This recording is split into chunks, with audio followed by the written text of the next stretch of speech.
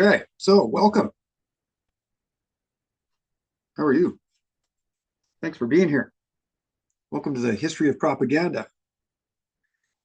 Uh, so that is 1927's Metropolis from Fritz Lang.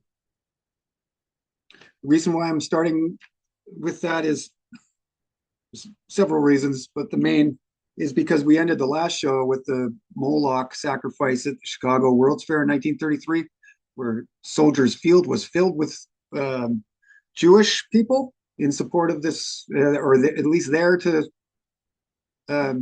witness, observe, or be entertained by this sacrifice to the god of Moloch. And so 5 years, 6 years prior to that, we see Metropolis being put out, and it is today considered by nearly everybody that you ask one of the greatest movies of all time. 2.5 hours long. But within it is industrial democracy, the labor workers. You can see that the labor workers there were being sacrificed to Moloch. And then they carried the dead bodies out of there, and business continued as usual. But that the man in there that's upset about it is the son of the master of Metropolis.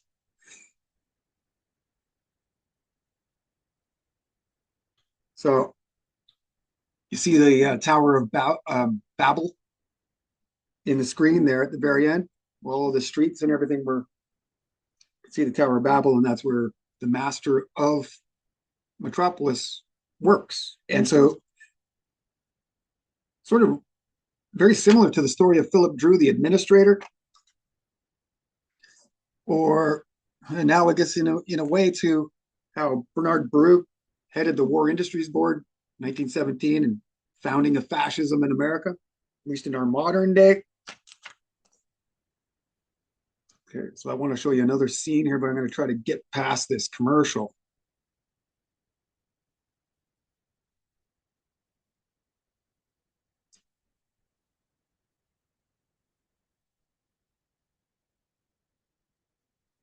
Probably hit me with a commercial right away.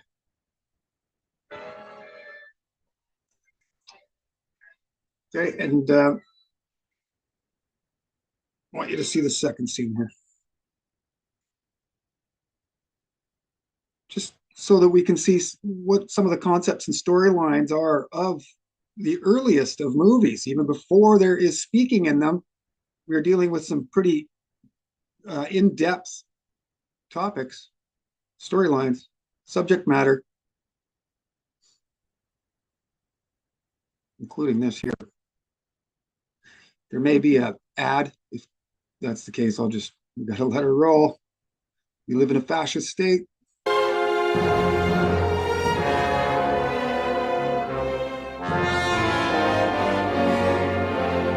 Guy's the inventor.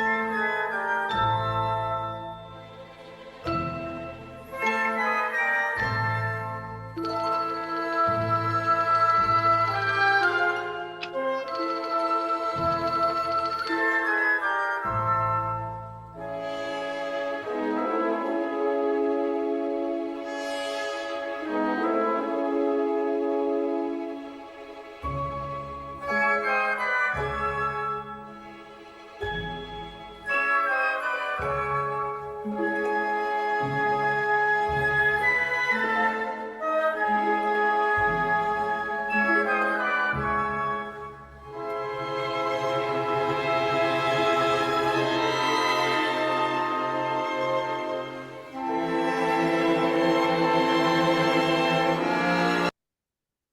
so that is the master of the metropolis who looks like he's terrified of this half woman, half machine that somehow magically arises when he raises his hand. This is the inventor underneath a inverted five-pointed star with a pentagram in the middle. These are the first ever real concepts of, sort of broached in Hollywood movies. So Metropolis really setting the vision in many ways when you look at how World's Fairs work in the world and how they establish ideas and push forward industrial and technical and scientific advancement. And it's really a competition. So Metropolis, I'll show you in a moment how that actually starts to come about through these World's Fairs. And so that scene, this movie starts with this term, this phrase. It's an epilogue. And it says, the mediator between brain and hands must be the heart. So for my research and knowing the storyline of this movie is all about industrial workers, labor and capital, bringing labor and capital together. And that's actually what happens. So it's very Brandeisian. This is exactly who brings labor and capital together at the 20th century, just before these movies come out, as Brandeis. So the mediator between brain and hands must be the heart. So this is a very fascist, patriotic, nationalist saying or epilogue. And what is, or epigram? And what is an epigram? Something short, funny, and with a twist. And the twist is, surprise, you're all slaves.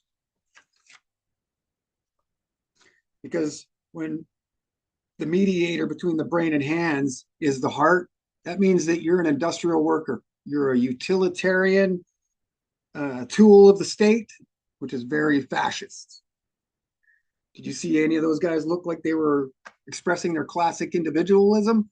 Not a chance. So if I haven't said it already, welcome to Brave New World Order Part 2. I'm going to continue this thread of Huxley living in Hollywood and his influence over MK Ultra. Okay. So that is an above and a below city. So all the workers live below the city, and then all of the Sun Club of Suns are above ground, and they're really portrayed as Olympians or gods. And the workers, all very unhappy to be working and being slaves, return into the ground to sleep, and the work never ends. It's just shift changes. So you see that the term man of the future, he actually calls that woman a man of the future, or machine man. So we see an androgyny entering. Some of the characters in there are heart machine. That what those industrial workers were sacrificing themselves into was called the heart machine. And then so the woman that rises there, and it's been melded together into a machine by this crazy inventor, Bad Maria. She's like the devil Maria. And all of the men clamor after her. So inversion, antinomianism, industrial democracy, industrial relations is really what that movie's all about. So the master of Metropolis, his experts fail him. And so he goes to that inventor to create machine man. So sounds very analogous to our days today. The fall of the experts, and we're going to rely on this new inventing class to create a new world. So, very much in the image of Elon Musk or Peter Thiel or any of these accelerationists. So you can see that singularity and melding man and machine comes from the origins of Hollywood. And I'm going to show you the real origins of Hollywood, where all of these guys come from. And I'll start to make some incredible links. So the other overwhelming understanding here is that that is ownership of production and distribution. So we talked about the technate and ownership of production and distribution by the state. Now that is straight socialism, communism, totalitarianism, whatever you want to call it. But as long as we aren't in charge of our own production of labor and distribution, we are not in control of our lives. Okay. And ownership of production and distribution is going to be important going forward into my study and our lectures on pop culture from the beginnings of Tin Pan Alley through the Brill Building into the 40s, 50s, the Wall of Sound, the giant concert, these things that we just were born into, never actually asked why we have temporary autonomous zones of 100,000 people watching the Rolling Stones and where all of this culture comes from. But we're going to get into that. And it's important to understand that at Tin Pan Alley, those owners of these production companies owned the production because they would covet the intelligent creatives, the songwriters. And then they would control the distribution by taking that song, recording it, and then giving it to radio stations and telling the radio stations which songs to play. So in full control once again. So this is another concept we've got to understand. So you want to make any comments to me, you can make them in the YouTube, but you can also find me at historyofpropaganda@gmail.com. Okay, and now we're going to get into the changing images of man again, because this is sort of the underlying current again, as we're going to make these connections in this thread. So let's just see where I'm at.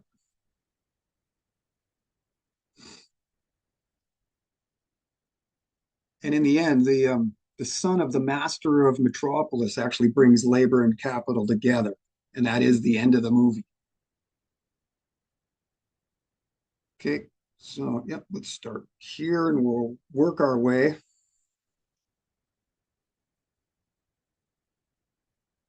want to show you this.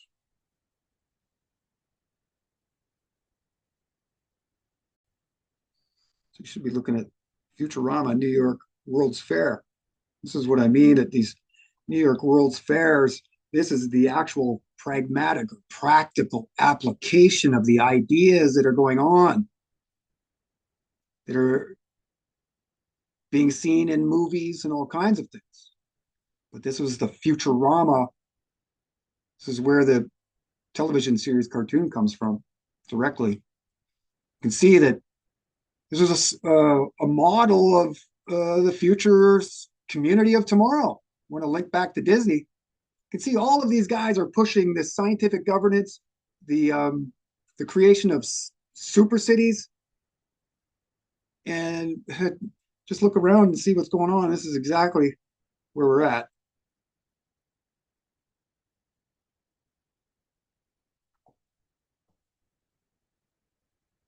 (1939) New York World's Fair. General Motors Corporation. The Shell Oil City of tomorrow. So, I mean, Walt Disney himself could have said that. The prototype for the much larger and more ambitious Futurama. Getty's vision of the future. So, I mean, this is why they put these into World's Fairs, because they are preconditioning people to understand that this is what the future is going to look like.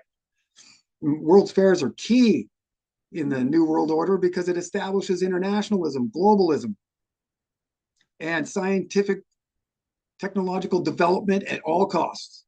So you want to talk progress, it's found in the idea of the World's Fair. We showed in the last show that where that comes from.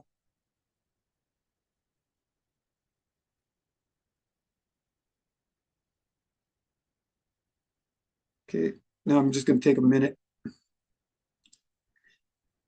Let's stop there. See if I can get this up. So on the last show, we were talking about, or they were talking about, this MK Ultra reunion. Janiger, Leary, Hubbard, Stolaroff. They're all talking about and asking each other where the big explosion happened in LSD popularity, and they were pointing to all of the literature. And all of the literature, especially aimed at the youth, young prepubescent adolescents. Can't remember the exact term that Leary admits to in that reunion video, but that is exactly why these things are starting to appear in Playboy. Okay. So that's the cover of the edition in which you find Dennis Leary's or Timothy Leary's article. So if you were to go inside, you would find this. See, a candid conversation with a controversial ex-Harvard professor, prime partisan and prophet of LSD. So like he said in that video, it was his firing in many ways. I mean, once he was fired from Harvard, I'm sure that news permeated through not just, through the masses, but through the intellectual scholarly world, because it was Harvard. And so we've shown already how Harvard is like the fountain of a lot of things. Well, out of Harvard has come a lot of changes in our society. Okay, we're just going to flip through these quick. There were several that they mentioned, and so I had a lot of these already. But I went and tried to find a little bit more, just so you can see the imagery and how they were selling this to the American people by telling them it's dangerous. What do they call that? Reverse psychology?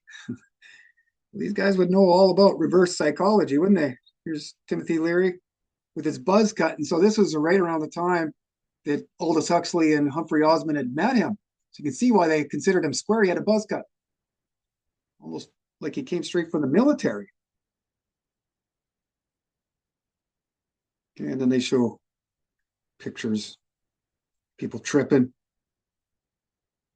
seeing visions, answering all the questions that anybody would have.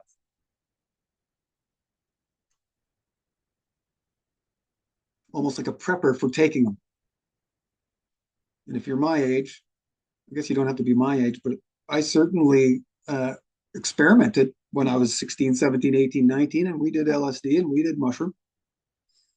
And so I lived through that, and I understand that, how it became popular among my friends and among my contemporaries was simply because, you knew your parents didn't want you to do it.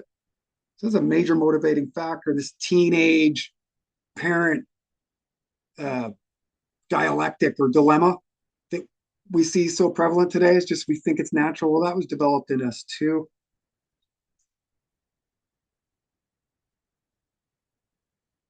Okay, and here is Sidney Cohen from the MK Ultra video. Here he is here. He's a worried expert. Dr. Sidney Cohen, whose The Beyond Within is the best popular book on LSD, is alarmed at possible brain damage among indiscriminate users. Many people are doing to themselves what we would never consider doing experimentally. Someday their brains may wind up in the laboratory and give us the answers. This is the guy that said in the video that shaking people up every once in a while is a good thing. Did we make mistakes? Yeah, we made mistakes, but in the long run, we've pushed society forward in such a way that you got to crack some eggs to make an omelet. Psychic revolution. You ever consider that revolution means one turn around a circular, almost cyclical? Interesting. I never noticed that before. It was a big owl there hanging in the window.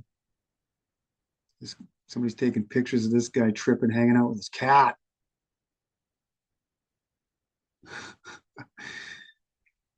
So I just want you to understand that this is how propaganda works. We can't trust any of the magazines that we think that are legit because they're all controlled by the same people. So March 25th, 1966, the exploding threat of the mind drug that got out of control, LSD. Turmoil in a capsule. Life, September 9th, 1966, same year, LSD art. You can see that American people are getting hammered over the head with this new concept of having visions through what they said in the MK Ultra reunion as sacraments. right? They're replacing religion here. We're going to get to that. This is what the perennial philosophy really uh, creates. It's the religion of no religion. These are images straight out of those magazines. So back in the day, people would have been flipping through the pages and seeing this wacky stuff, and they would have been far more sensitive to it than we are today.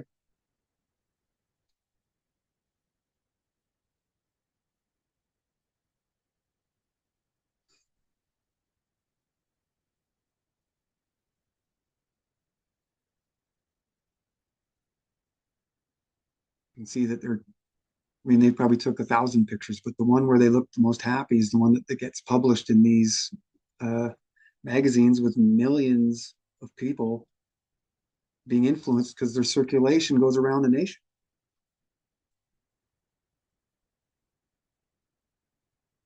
Okay. And so what I found since the last show, if you look at that 1957 Life article where Gordon Wasson goes to seek the magic mushroom, it says actually it's one part of a larger three-part series.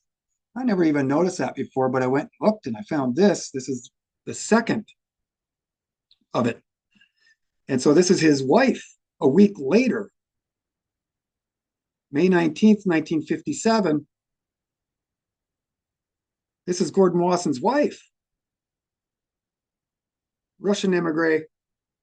Her family fled the Russian revolutions at the turn of the century. Valentina Pavlovna Wasson, I Ate the Sacred Mushroom, was the second part of the series 1 week later. And so this week magazine, this is a insert. And this is like syndicated. It goes into all the newspapers, all the magazines. So its circulation was 15 million, 20 million, something along those lines. So they pulled out all the stops. And this is long before the 60s counterculture, guys, 1957. It's about a decade before it really hits American mainstream. You can see that they're working it. And this experimentation with LSD and this research and development that's going on goes back into the 40s. It aligns with the origins of the MK Ultra meetings, the Macy conferences. We're going to get into that in a moment. And here's some pictures from that This Week article. Maybe the only one. I've got them all here.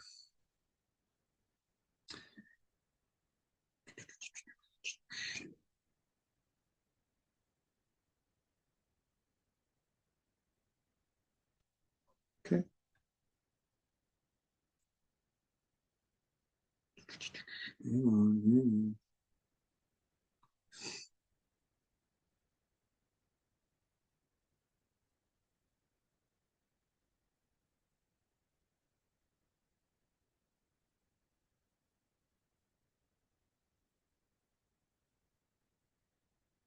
Okay.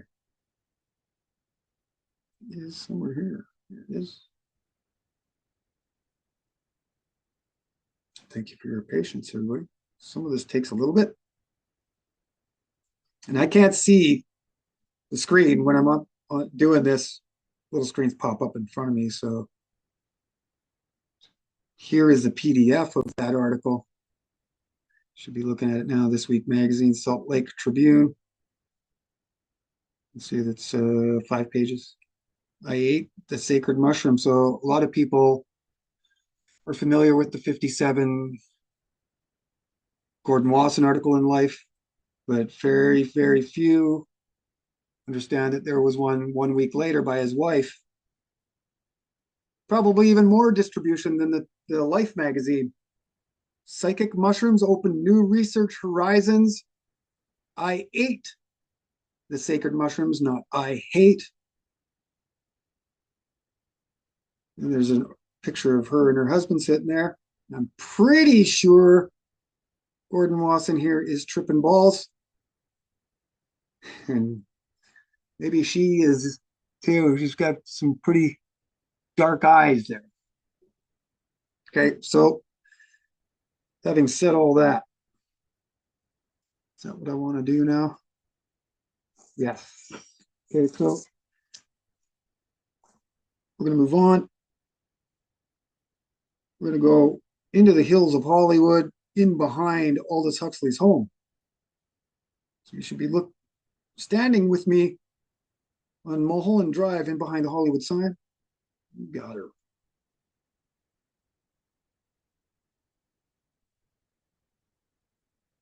Okay. Now, Aldous Huxley's house is right here.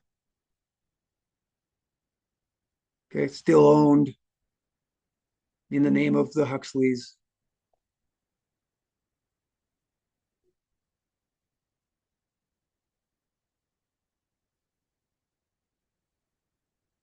Let's see if I can go down there.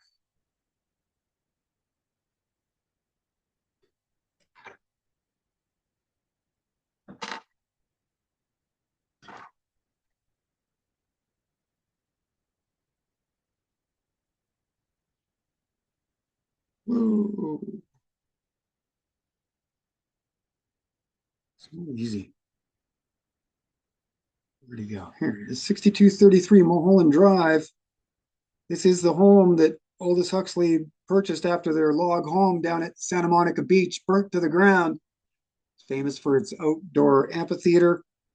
They have several events all year long commemorating Huxley and the movement that he helped establish. This is the house that he died in at the same time that JFK was assassinated. Okay. 6233 Mulholland. If we turn ourselves here and look down the hills of Western Los Angeles, we'll see all the locations of, if I can get up in the sky here, a good portion of the Marxist emigres that were escaping Germany and where they landed in the homes that they purchased or rented. You can see that if Aldous wanted to go down to Rand Corporation, which is right here in Santa Monica, I know it didn't exist at the time, but I'm just speaking hypothetically, he could have picked up several of these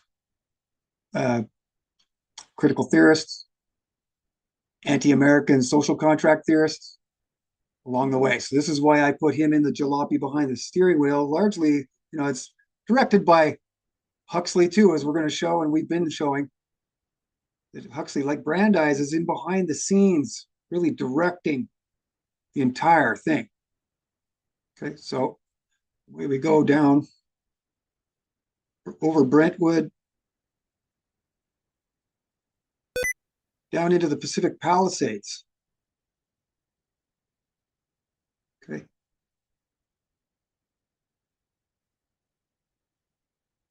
Theodore Adorno's house here.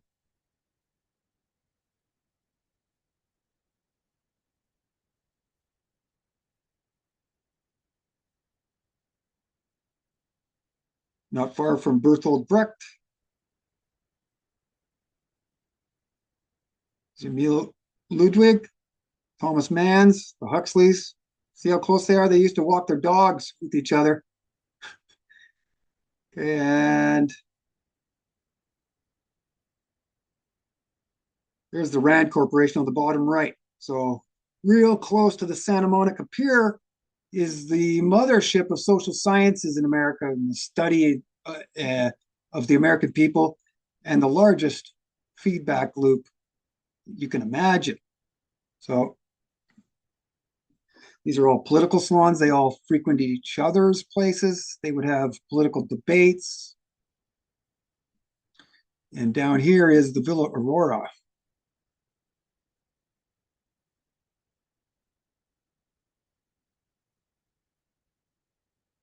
Somewhere here, right here. This star right here is the Villa Aurora. And so I'm going to show you in the pictures that when they purchased this house, it was the only house up here. It was the only one. And now after the fires, we're seeing, I don't know, it looks like a few of them have burnt. The story is that the fire came right up to it, but didn't burn this house. But I'm seeing some empty lots here. So wouldn't that be something if one of the only houses that survived the fire was this German consortium owned conclave for Marxist thought ideology, fully connected to the University of Southern California? Was the only survivor? I don't know. It looks like there's houses still there, but it was the first in that area. It may be the last. Okay, so that's Pacific Palisades. Once really the home of the Chautauqua movement, highly Christian. It's mostly Jewish now. Okay, you see Huxley's Mans living really close to each other on Amalfi Drive.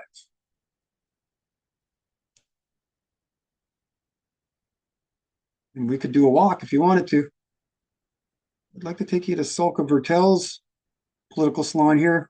2-minute walk from the beach, 5-minute walk from the beach, maybe.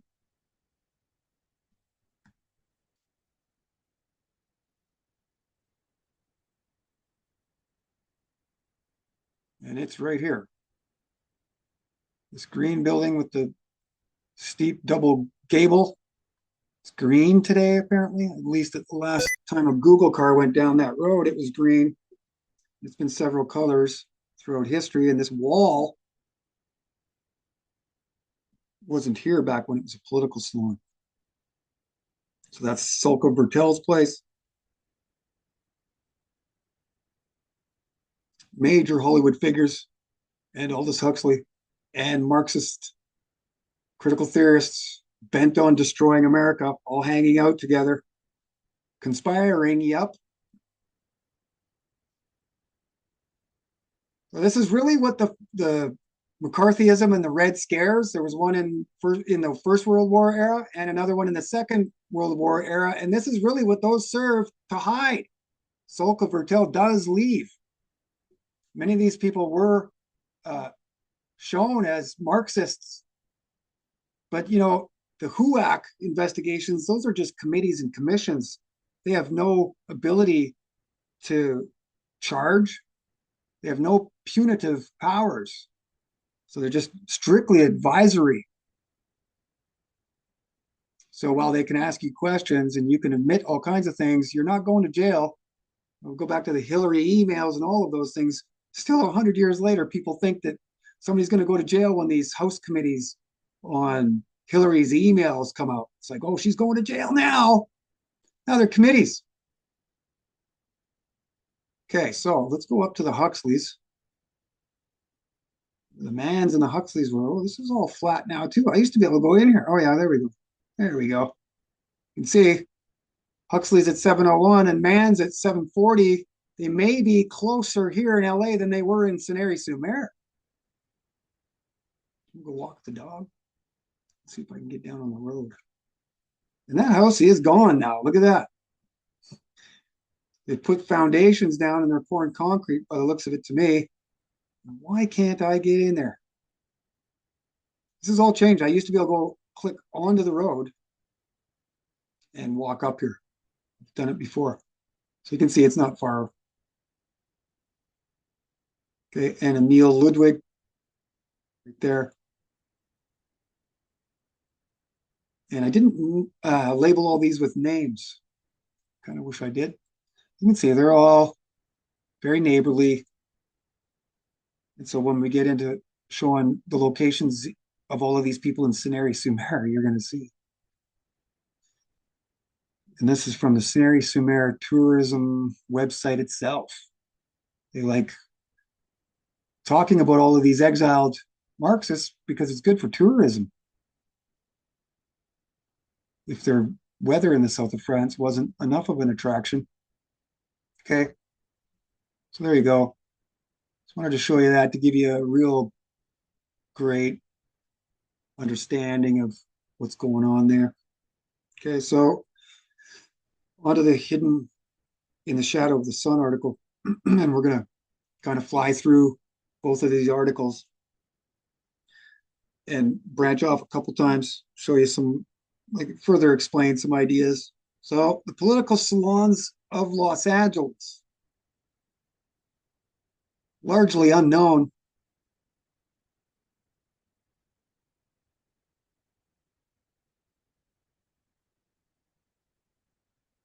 So this is the interwar period following the Treaty of Versailles, showing its effects and centers on those German and Austrian members of the Weimar who were forced from Germany as the Second World War approached.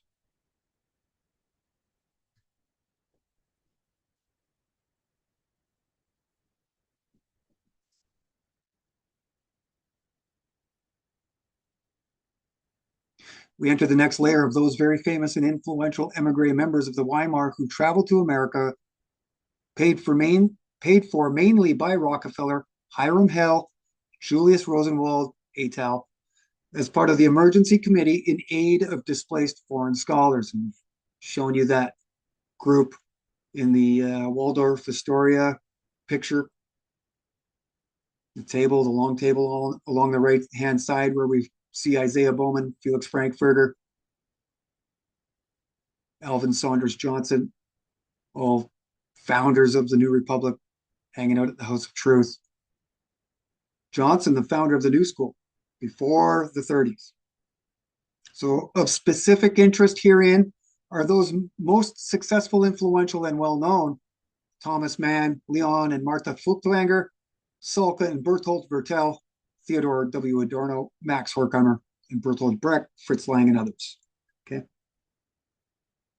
So Leon and Martha Furtwängler and the Weimar by the Sea is what they call the Villa Aurora, built in 1927, was originally a demonstration home located at 520 Paseo Miramar in Pacific Palisades. It's the house that I just showed you on the map, which we can't really see. With its panoramic views of Santa Monica Bay, the home was a demonstration home meant to showcase the latest technologies: a gas range, an electric refrigerator, a dishwasher, and a garage door opener. Some of the attractions. So it was one of the very first homes built in the area, and today the Weimar by the Sea is well hidden, somewhat lost even, among the multitude of similarly looking Spanish villas. In 1943, the home was sold to Leon and Martha Furtwängler for a ridiculous, even for that time, $9,000 due to an alleged foreclosure on the property. So both Leon and Martha were instrumental in assisting the emigration of their friend and Leon's protege, Bertolt Brecht. Brecht was met upon his arrival at Brecht was met upon his arrival at San Pedro, port of Los Angeles, by Martha Furtwängler. Martha also finding Brecht a place to live. These guys knew each other going back to, the Weimar. But we're tracing them back through Sanary-sur-Mer. These guys are old friends. And here's the picture that I was mentioning where Leon Furtwängler is overlooking the Pacific Palisades underneath the Villa Aurora, and there is nothing there. It's one of, if not the very first house in that area. Think about it, it's quite a ways from Los Angeles for that day.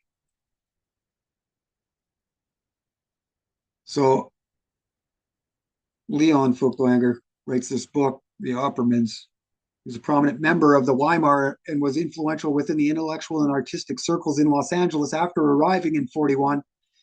He was a leading voice for the exiles and was put under FBI surveillance during the McCarthy era. In his influential writing, The Oppermans, Leon clearly states the exiles' modus operandi in its conclusion entitled, of all things, Tomorrow. Quote, "It is upon us to begin the work. It is not upon us to complete it." Talmud, end quote. Okay, very interesting.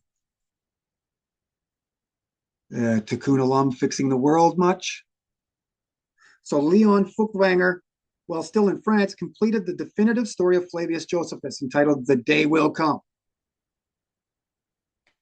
Josephus, an early advocate of global cosmopolitanism, internationalism, globalism, and the trilogy centers around the Psalm of the World Citizen. Josephus hoped for a day in the future, as did Furtwängler, where internationalism would become a reality. Furtwängler's interest in Fabius Josephus and the Fabians being named after Fabius Maximus show a similarity in both methods and means, and how all roads lead back to Rome. The Furtwängler's lavish home with its Mediterranean vistas became a mecca for European writers, artists, and musicians of all types during the war years. Furtwänger's books, The Wandering Jew and Jude Seuss, were adapted into British-sponsored movies released in America under Power. Jude Seuss was. So both movies starring Conrad Veidt, well established as a leading man already within Weimar culture before he came to Hollywood. In 1941, Veidt would also move to Los Angeles to help persuade American involvement in the Second World War. Veidt's most famous Hollywood role was as Major Heinrich Strasser in Casablanca. So one of the most loved treasures in American cinema is nothing more than a propaganda film.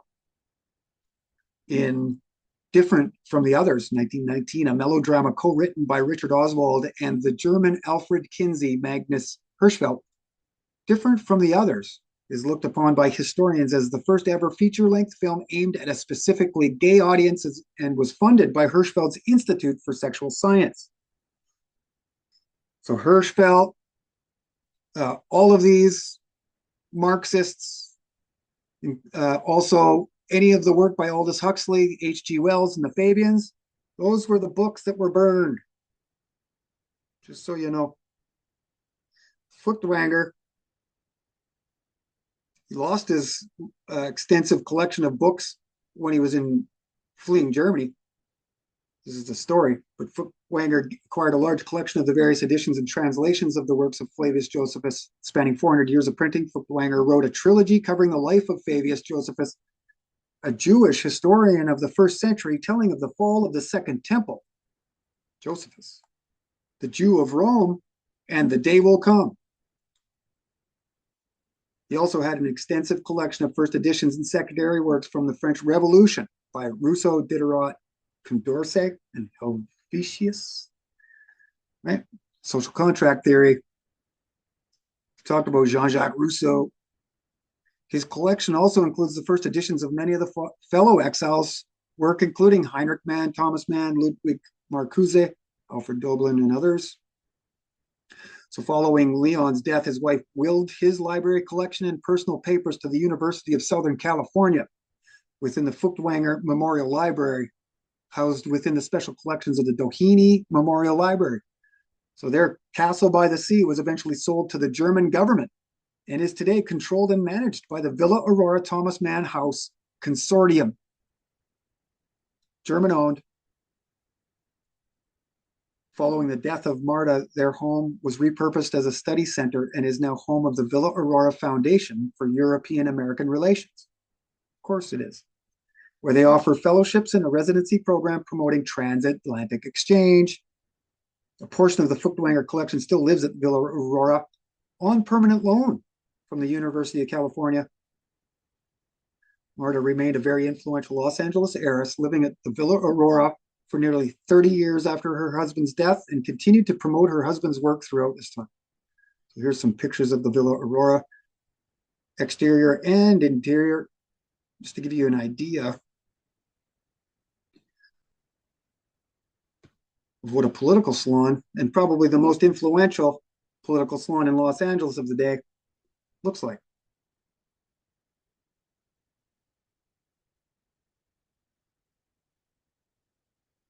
So here's a photograph of the Furtwänger Memorial Library at USC, and I collected the caption that was underneath it on their website saying, students of University of Southern California looking through primary sources. Well, isn't that rich? So the Thomas Mann House, another one of these political salons, this is the house that while it was being built, the Huxleys and the Manns would walk up to and watch, observe the latest progress. Okay, so Thomas Mann moved to the Pacific Palisades in the spring of 1941, so same year as Leon, and lived at 740 Amalfi Drive, within 100 meters of Aldous Huxley and his wife at 701 Amalfi. We've just shown you. Regular entries within the Thomas Mann diaries tell of regular visits to the Huxleys for dinner and tea, as well as return invitations from the Manns. The two couples met while walking the streets of the nearby hills where the Mann's future house was being built high upon San Remo Drive. Told you.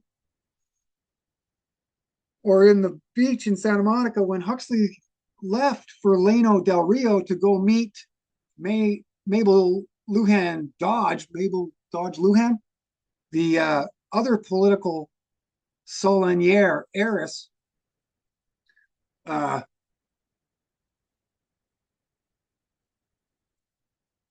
the domestic help was offered and accepted by the man. So the domestic help of the Huxleys, once the Huxleys went to hang out in Mexico, I think Plano del Rio, with Mabel Lujan Dodge, their domestic help was offered to the mans and accepted.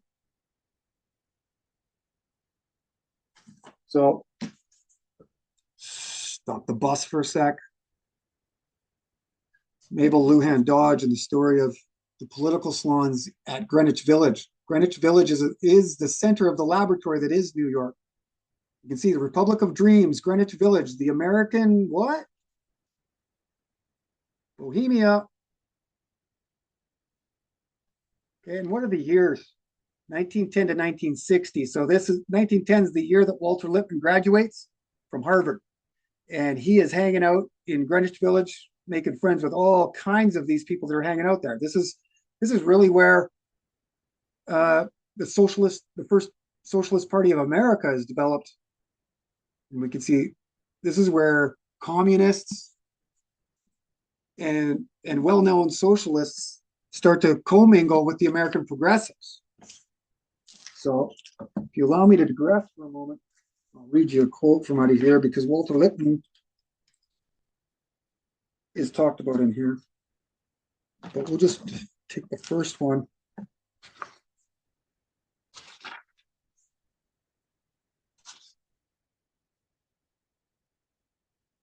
So Walter Lippmann's mentioned on page 11, 17, 22, 23, 24, 44, 229, 348, 419.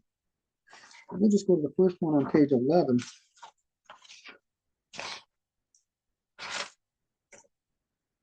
Where they mention the new freedom and the new woman, the new theater, the new art, the new psychology, the new morality. Interesting. They also mention Marx, Freud, Darwin, Dewey, Veblen, William James, Walt Whitman. Okay. These are all the people that are hanging out in Greenwich Village.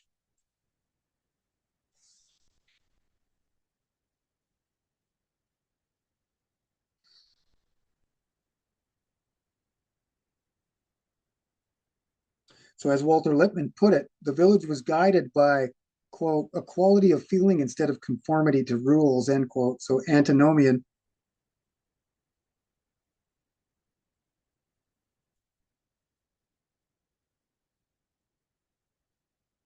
Okay, so it's at this time, 1910 to 1915, that these muckrakers, Lincoln Steffens, Ray Stannard Baker, Upton Sinclair, they're all socialists. And they are in New York and Greenwich Village hanging around with Walter Lippmann, the father of modern journalism. Walter Lippmann's living at the House of Truth in Washington. So back to the show. Back to Hidden in the Shadow of the Sun. So Thomas Mann, yeah, I've read all that. So Mann delivered well over 100 lectures to at least 60,000 people all over the United States and even Canada during his first lecture tour in the spring of 1938, beginning with his first on March 23rd, titled The Coming Victory of Democracy. The event was held at the Shrine Auditorium in Los Angeles and sponsored by the Anti-Nazi League. The Los Angeles Times wrote of the event, self-exiled German author sounds fascism rebuke. And many famous emigres attended, including William Dieterle and author Elizabeth Meyer. The lecture at the Shrine was organized by the Hollywood Anti-Nazi League, which used the auditorium for many of their events. The league was formed in 1936 by people from the film industry to fight fascism. That's AVTMH. Aurora Villa Thomas Mann House. Some more images. Very simple, stark, Bauhausian. So here's a picture or a map of the speaking engagements that Thomas Mann participated in around North America, including 3 in Canada. Okay. Another influential guy on helping out Mann is this rabbi. There we go. Rabbi Sonderling at the First Unitarian Church and the Society for Jewish Culture of Fairfax Temple. Mann was invited to speak several times, and Sonderling publicly praised Mann's tetralogy, Joseph and his brothers. By 1941, when the U.S. entered the war, more than 6,000 German Jews had made it to Los Angeles, making the city the second largest center of German-speaking Jews in America behind New York. An important hub and supporting organization for Jewish art and culture in Los Angeles was the Fairfax Temple and its rabbi, Jacob Sonderling. Thomas Mann was a frequent guest at the Villa Aurora, and the Furtwängers were generous hosts and organized readings in Leon study. Thomas Mann was the guest of honor and moderator during the German-speaking meetings, whereas Charlie Chaplin moderated the English readings. The Mann House was also a focus of German emigre life in Southern California. In other words, a political salon. So in 1947, Mann wrote Dr. Faustus, and today it is considered to be one of the most important works of literature produced in the 20th century.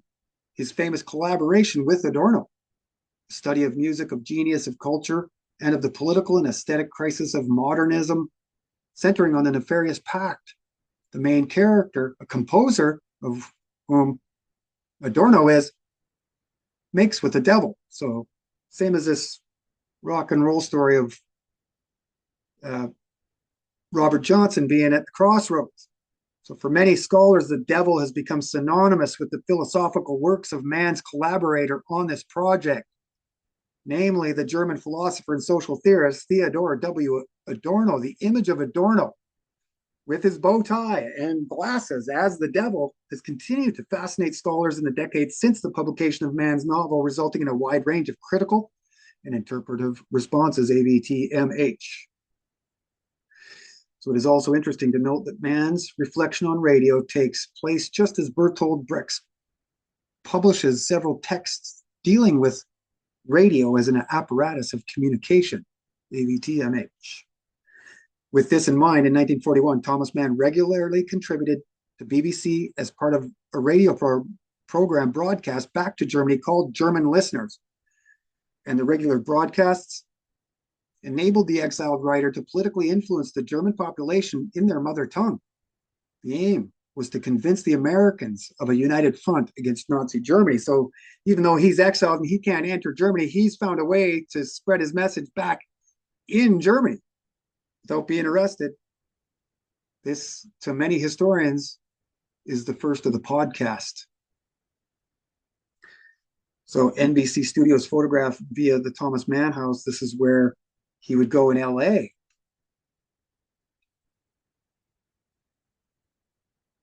So Mann's first speeches were broadcast from Princeton. That's in New Jersey, where the Princeton Radio Research Project had been underway since 1937, led by fellow emigre Paul Felix Lazarsfeld. And around the time Theodor Adorno left that project for Los Angeles.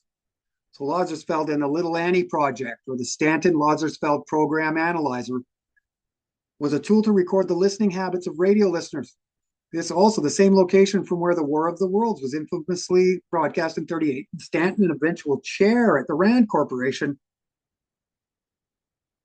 Okay, now, you know who else is involved there? William S. Paley.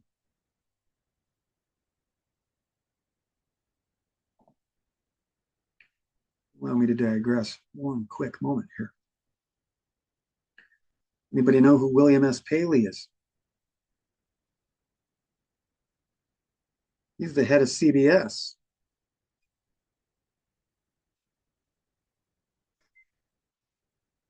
And so in the logo of the history of propaganda, I've put him there. And I'll show you.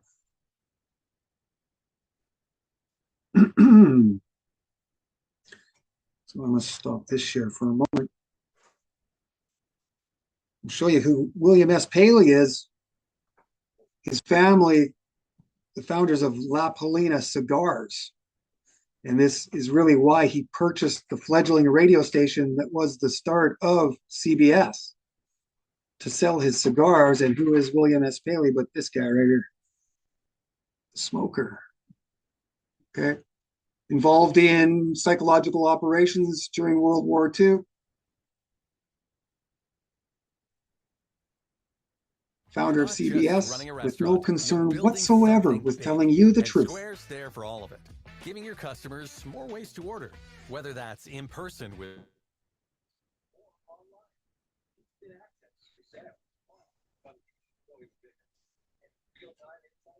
I don't know, something's going on here. Isn't that interesting?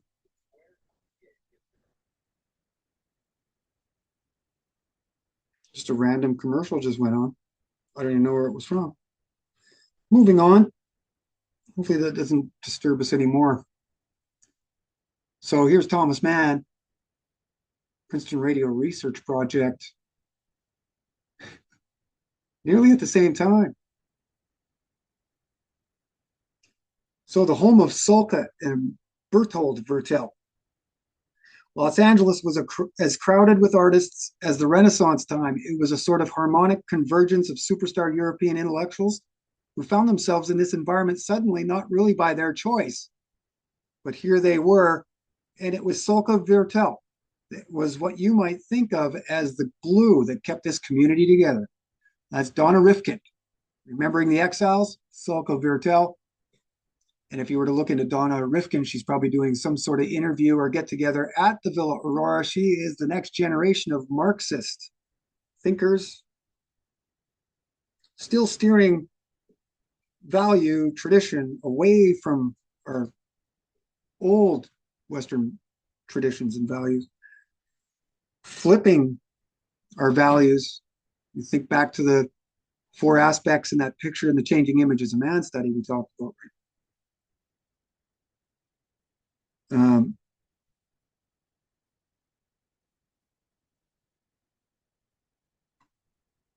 Go to that right here.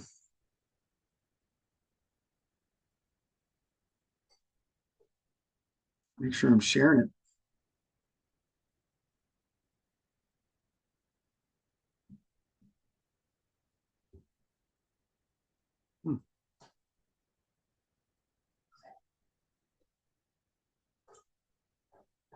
Right here.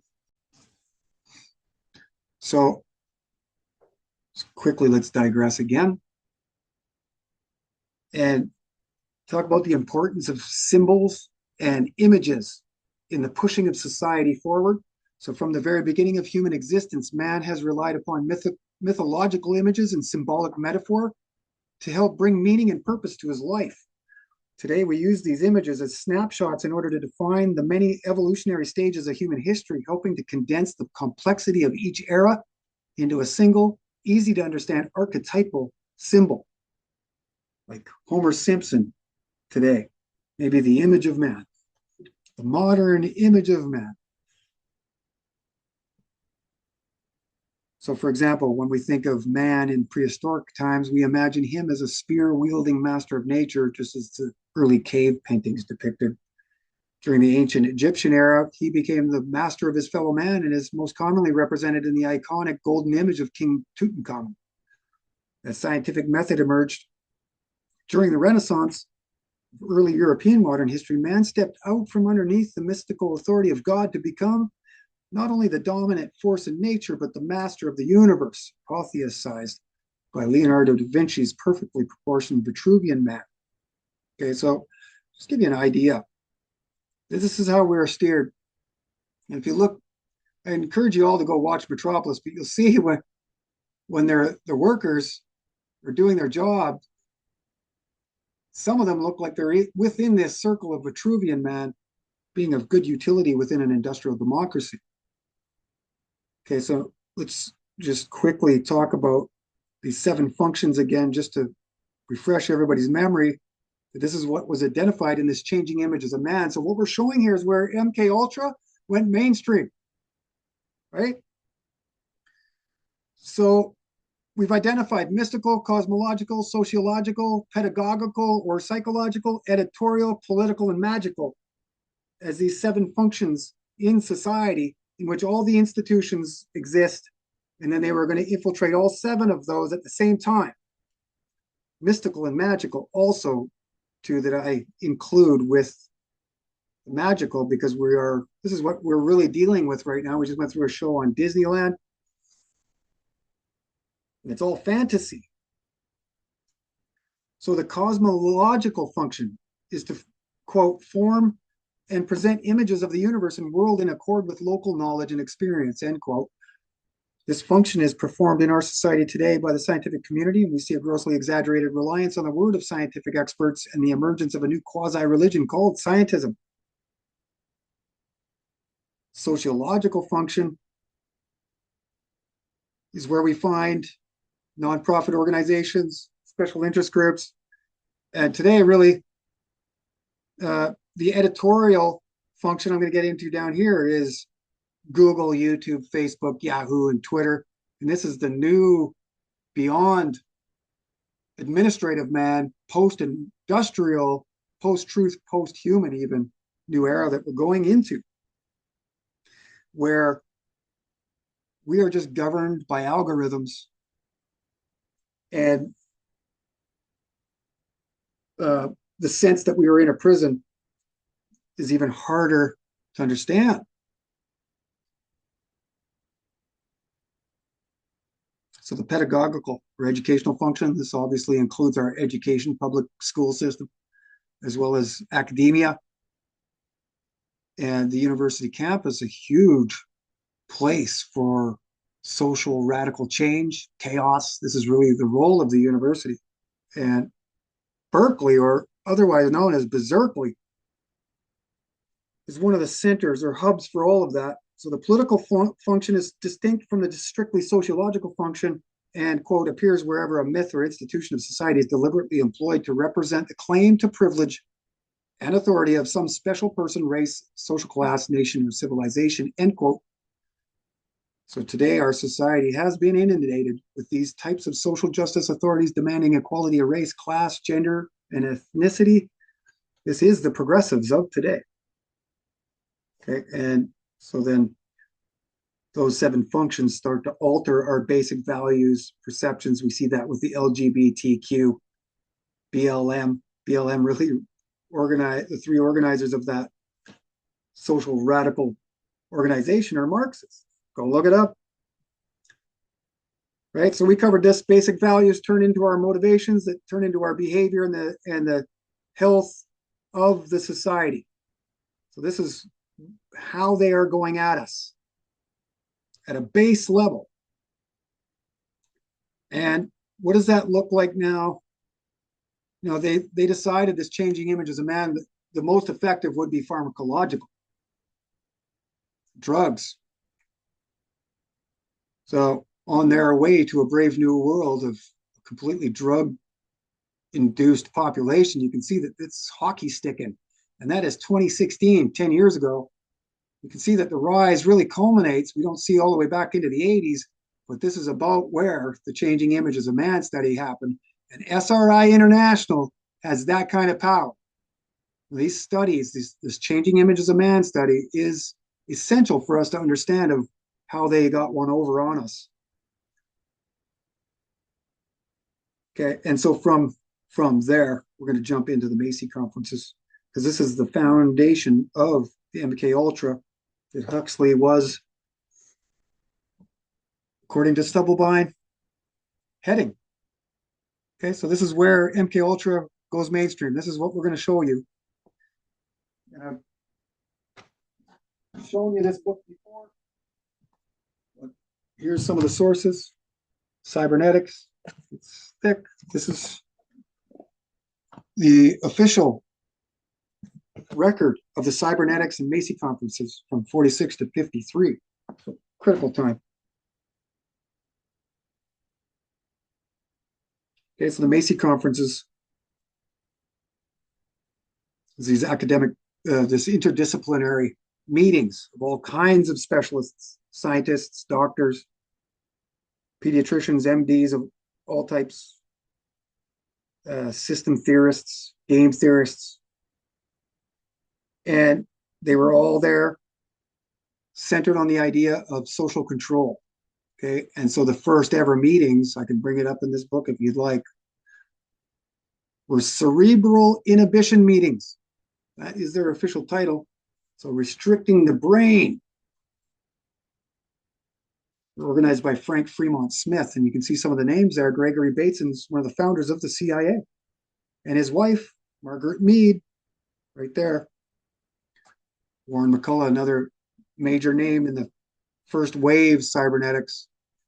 So what we're looking at here is the first waivers. And so the first two topics were hypnotism and conditioned reflex, classical conditioning. So if you remember,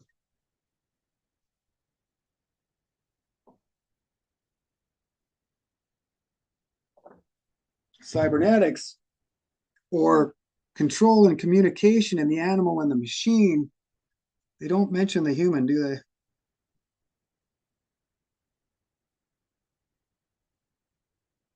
Okay, so I'm going to show you a video from the history of propaganda that I did many years ago, showing behaviorist B.F. Skinner and how he conditioned pigeons and how that is related to us. Okay. This is conditioned programming. They learned it from This animals. inability to remove emotion and think logically has been cultivated within the public's unconsciousness by men who were long ago corrupted, and the dissemination of propaganda throughout society has made it increasingly more difficult to fight back against these more morally degraded representatives of humanity. These power brokers have usurped the control mechanisms surrounding society, doing so specifically with the knowledge that the human mind is primarily emotional.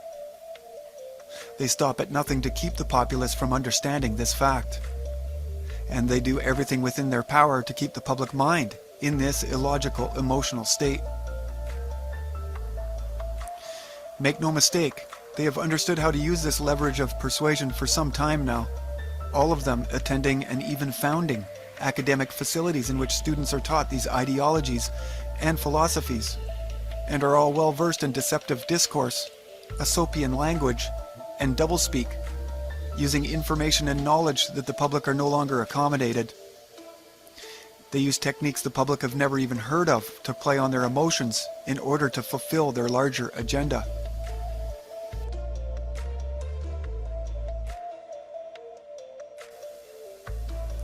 This series will make available the tools once hidden to help one persevere through illogical emotional reaction in order to achieve a higher level of logical thinking through calm, reasoned response. In order to achieve this, we must first understand the rules of engagement.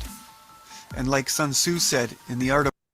Okay, so there you go. We're seeing how they conditioned pigeons and cats and all kinds of animals, and then applied all of that applied science from the research to start steering humans, children. You can see that they're conditioning children there. And what is our education system but total indoctrination? To dumb us down, to remove our free will. Said so by Johann Gottlieb Fichte in addresses to the German nation. This we've already proven over and over. So,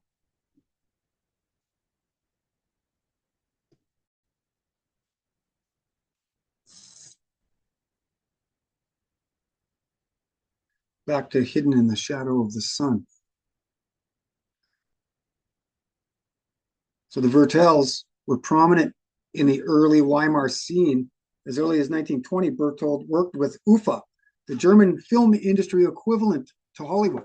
Both Berthold and Salka, members of the intelligentsia in Weimar. Berthold involved in the early silent era of film in Germany prior to coming to America. His Joyless Street and Uneasy Money are works of the new objectivity film movement. Films in this genre had storylines focused on what were social taboos of the time, like abortion, prostitution, homosexuality, and addictive personality disorder, just to name a few. Degenerative. This movement fell with that of the Weimar. So here is the Vertel political salon. I think that might be the same door that's on the front that I showed you on Google Maps. They've just moved it out front now, put a wall up front. You can see the double steep gable.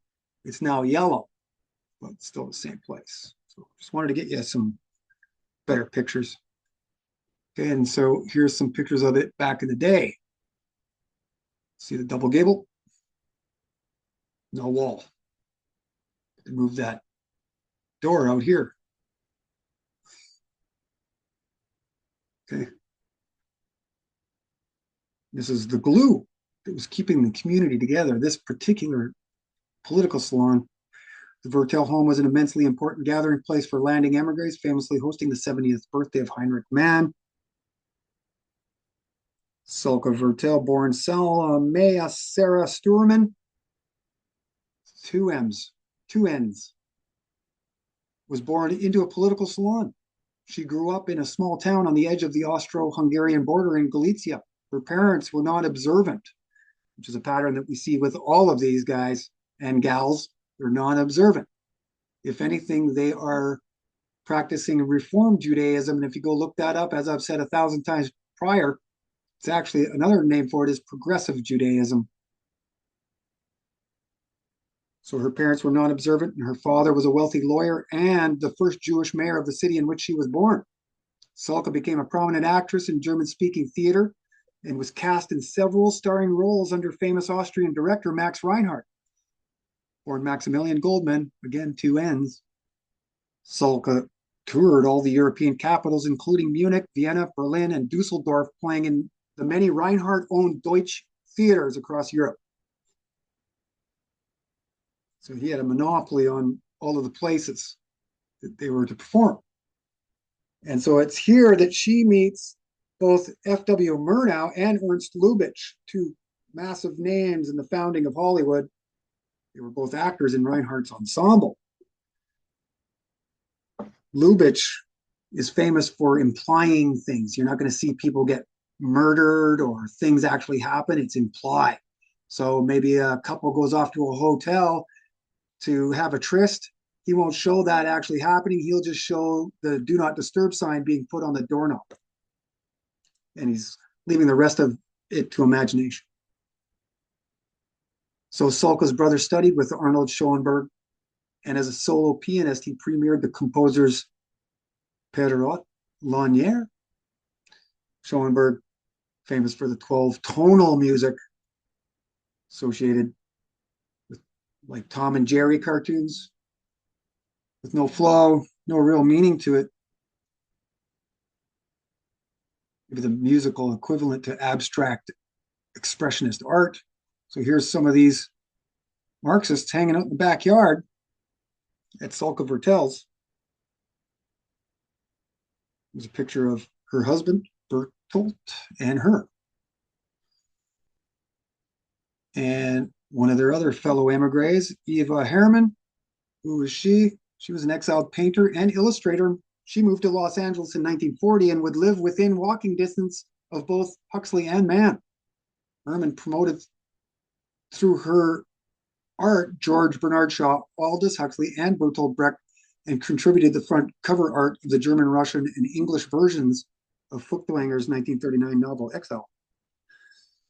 Herrmann, a close friend of the Manns, first joined them in exile in Cineri-sur-Mer.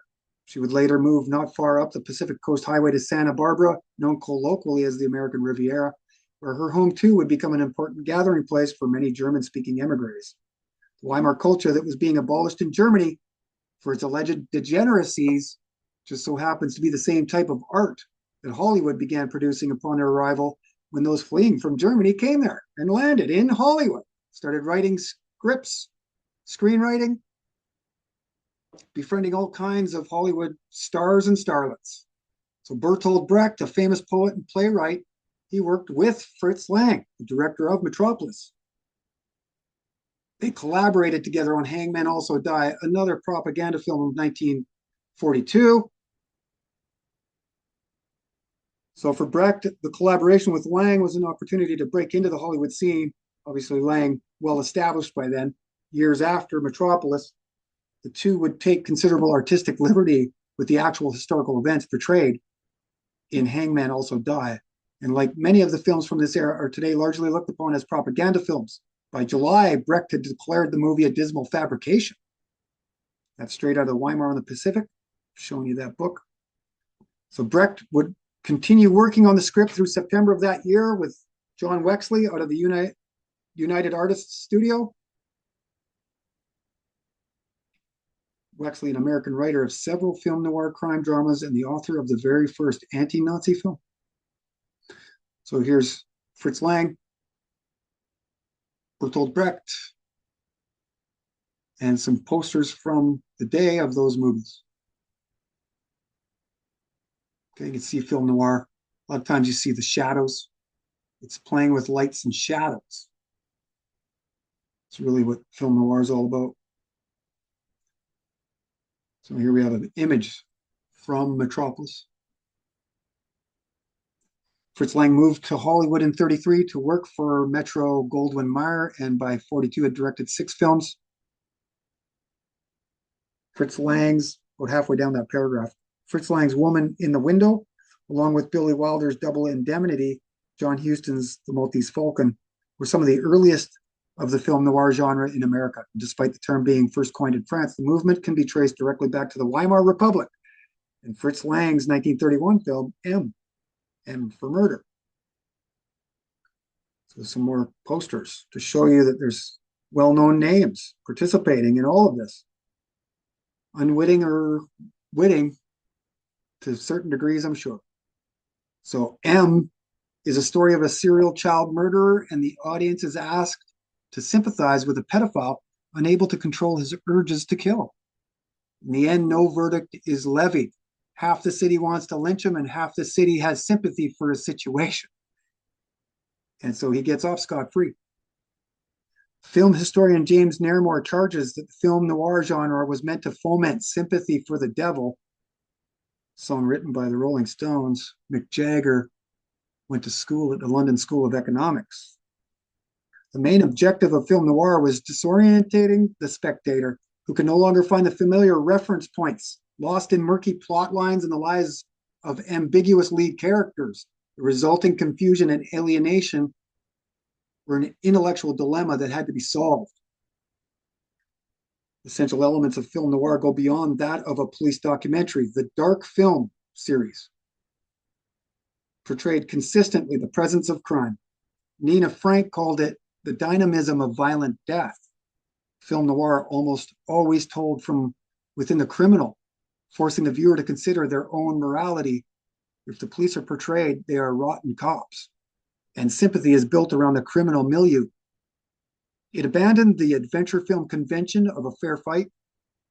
A sporting chance has given way to settling scores, beatings, and cold-blooded murders.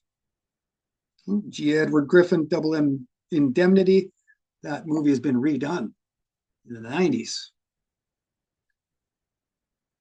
Okay, Humphrey Bogart, Peter Lorre, famous Hollywood actors.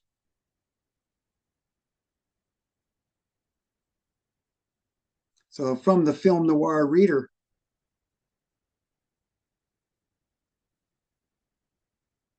So as we might have guessed, all the components of film noir yield the same result, disorientating the spectator who can no longer find the familiar reference points. You've read that one? Let's go to the 2 here. I don't think that I've read. Just to show you where I'm getting these quotes. Now the moviegoer is being presented a less severe version of the underworld, with likable killers and corrupt cops. Good and evil go hand in hand to the point of being indistinguishable. Robbers become ordinary guys. They have kids, love young women, and just want to go home again, as in the Asphalt Jungle. And I think that's a direct reference to Upton Sinclair, no?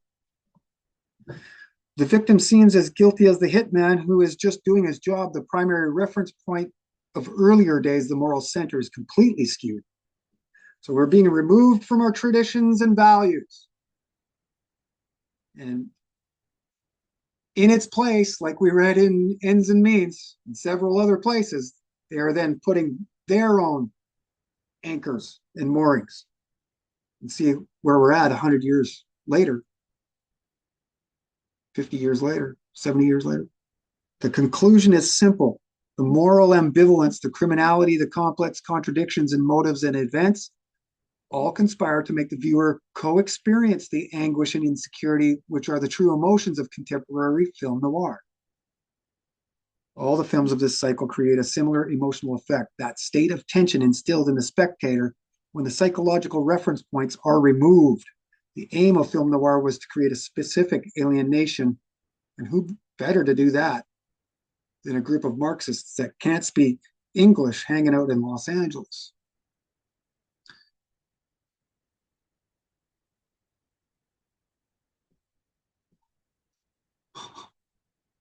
Hans Eisler, arriving in Los Angeles from New York. Here's a pattern that we're going to show at the end. They come over from Europe, they land in New York, stay there for a while, and then they head off to Los Angeles, just like Max Horkheimer and Theodore Adorno, where he was a visiting professor at the New School for Social Research. Eisler would also work with Brecht on many projects in which Brecht authored the poetry or screenplay, and Eisler contributed the musical score. So you can see that they are now using Columbia University and this New School for Social Science Research as a landing place. So the Eislers were able to purchase a home on Amalfi near Huxley and Mann due to Hans's musical composition on Hangmen Also Die. Eisler contributed to at least 9 feature films while in Los Angeles. And the Eislers' house became a popular meeting place among European emigres too. He was considered the Karl Marx of music, AVTMH. So the dialectic of enlightenment. This is the book that was written by Max Horkheimer and Theodore Adorno.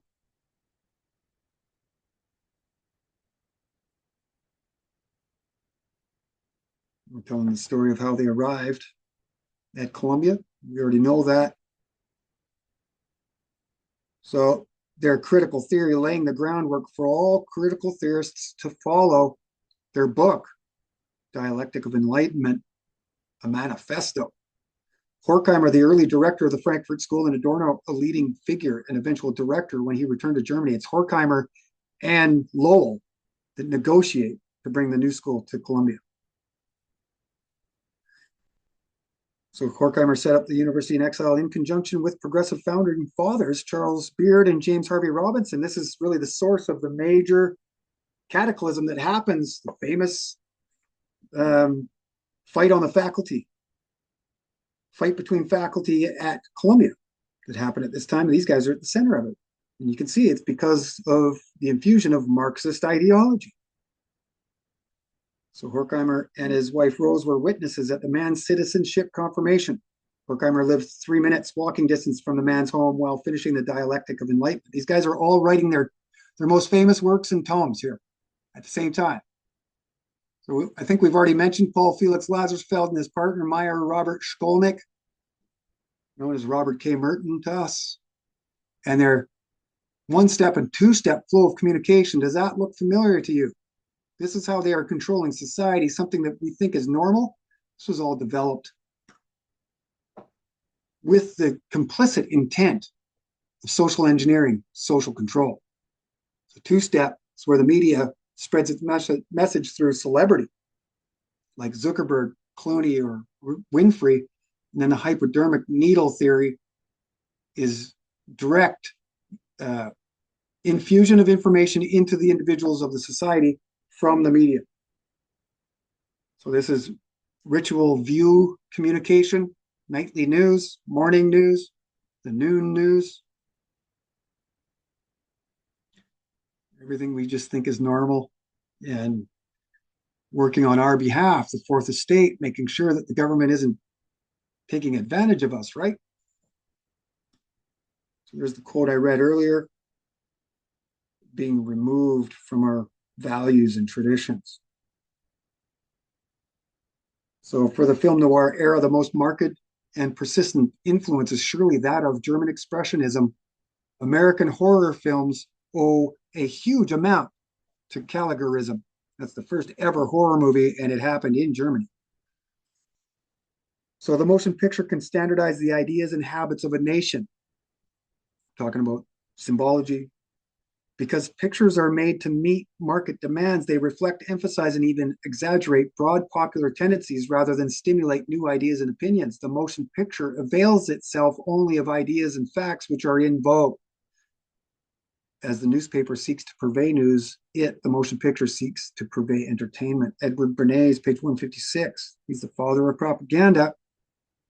So the conclusion is that Los Angeles was as crowded with artists as the Renaissance time. It was a sort of harmonic convergence. Superstar European intellectuals who found themselves in this environment suddenly, not really by their choice, but here they were. I think I've read that already. So did anybody complain about all of these movies breaking with tradition and pushing social taboos? Yes. His name was William Harrison Hayes Sr. And it was the Hayes Code. He was the director of the newly appointed Motion Pictures Producers and Distributors of America. Production, and distribution. Here we are again. So previously unseen and even unknown concepts like sexual innuendo, sexual perversion, romantic and sexual relationships between white and black people, willful offense to any nation, race, or creed, mild profanity, illegal trafficking of drugs, promiscuity, prostitution, infidelity, abortion, intense violence, and homosexuality were rampant and shocking. All of these topics have become normalized today.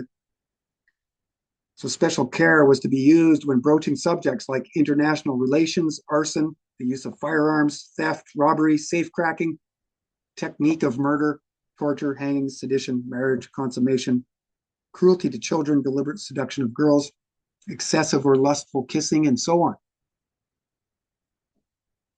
This period coinciding precisely with the influx of German-speaking emigres, but not only that, they were generally practitioners of these behaviors themselves. Many within the exile circle were bisexual, Aldous and his wife included. So here is William Harris Hayes. No picture shall be produced which will lower the moral standards of those who see it. Hence, the sympathy of the audience should never be thrown to the side of crime, wrongdoing, evil, or sin. This is done when evil is made to appear attractive or alluring and good is made to appear unattractive. We see that all day long here. And the sympathy of the audience is thrown on the side of crime, wrongdoing, evil, or sin. Okay, here's some primary source. Grab the documents to show that these things actually exist. I'm not just making this stuff up. Okay. So Hollywood was always of questionable moral standards from its beginning. And today, as we trace back these less desirable qualities of society, we find their origins go directly back to the film noir era of the early 20th century. Hollywood itself was meant to degrade Western life from the very beginning. And despite all the efforts to curb degeneracy and depravity from entering Hollywood movies, we see this explicit behavior increase with the release of movies like The Moon is Blue, The Man with the Golden Arm, Anatomy of a Murder, One Summer of Happiness, and so on. All of these movies challenging existing taboos and traditional gender roles while confronting homophobia, infidelity, and adultery. Many of the lead characters in film noir were homosexuals, had addictions, appeared androgynous, and were troubled in some way. The faulted or the broken hero. So the movies nudged once controversial topics into the acceptable lexicon through our empathy for the protagonist. And so, have movies become more wholesome today? Well, in the 90s, we had Natural Born Killers and probably made Sidney Cohen pretty happy because it shook up our society pretty good. If you weren't living then, Natural Born Killers was pretty shocking. Story of, the love story. Woody Harrelson was in it. Love story of two crazy serial killers traveling around the nation, creating total chaos and fear. And so, how many ever years later, we have movies with the titles of 28 years later, The Bone Temple.